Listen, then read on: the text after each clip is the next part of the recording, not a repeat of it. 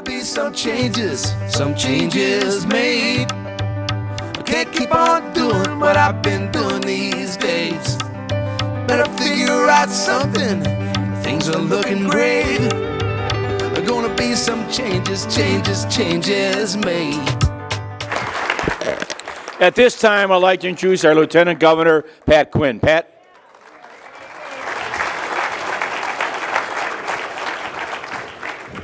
Well, thank you very much. It's a privilege to be here. I think all of us feel very honored and privileged to be part of American history. You think back on it, Franklin Delano Roosevelt was nominated for President of the United States in Chicago in 1932. Harry Truman in 1948 in Philadelphia stood up and made sure that the Democratic Party stood against segregation and was for the sunshine of civil rights. And in 1960 in Los Angeles, John F. Kennedy got our country moving again. And in 1992 in New York, Bill Clinton said it's the economy and stood forward and led our country to a much better economic time. Bill Clinton, like Barack Obama, understood that the most sensitive nerve in the body is the pocketbook nerve. And we've got to remember in this election that there are people all over our state and all over our country who are paying $2,000 a year more for gasoline and food. The average family is seeing its standard of living erode away because of the economic policies of the Republican Party. And it's really our duty to work with labor, the wonderful sponsors of these breakfasts that we've had, to organize. Early to bed, early to rise, work like hell, and organize for victory on November 4th. You know, there was a great labor leader that I met 34 years ago in Chicago, on the streets of Chicago. His name was Cesar Chavez. Cesar Chavez was the first person to say, "Si se puede." Yes, we can. And we can, that's the motto of Barack Obama's campaign. Barack Obama believes that everyday people are the heart and soul of our country. And it's the duty of a president to strengthen the people, to make sure that they have the power.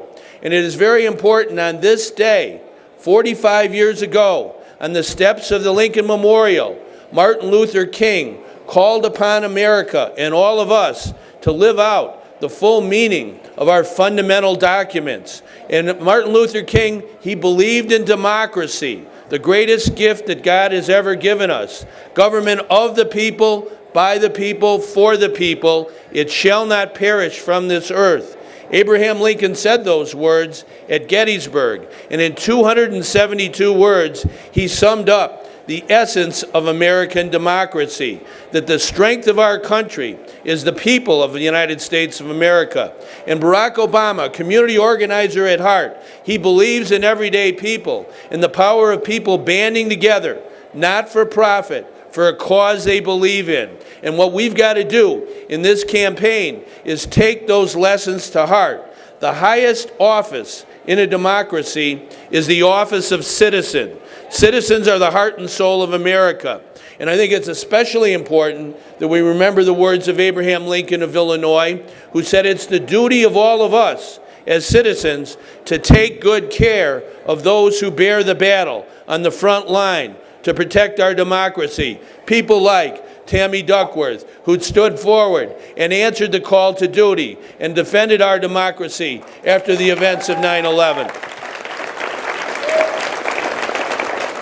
Now, last Thursday, a very sad day in Maywood, Illinois, our state, all of us, our country, we buried James Hale, an American soldier, a very special person.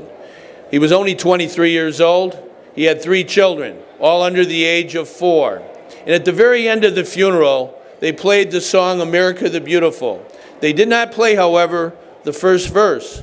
They played the 3rd verse of America the Beautiful. And it says, "Oh, beautiful for heroes proved in liberating strife, who more than self their country loved, and mercy more than life."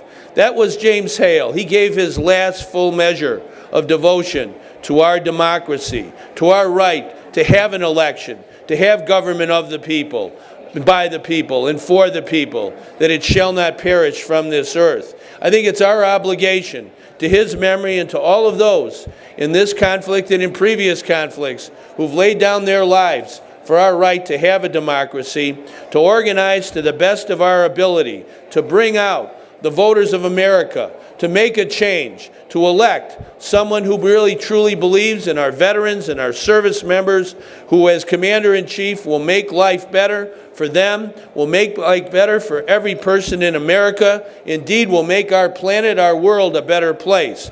Let's go out and win this election for Barack Obama and make the will of people law of the land. Thank you very much, Pat Quinn.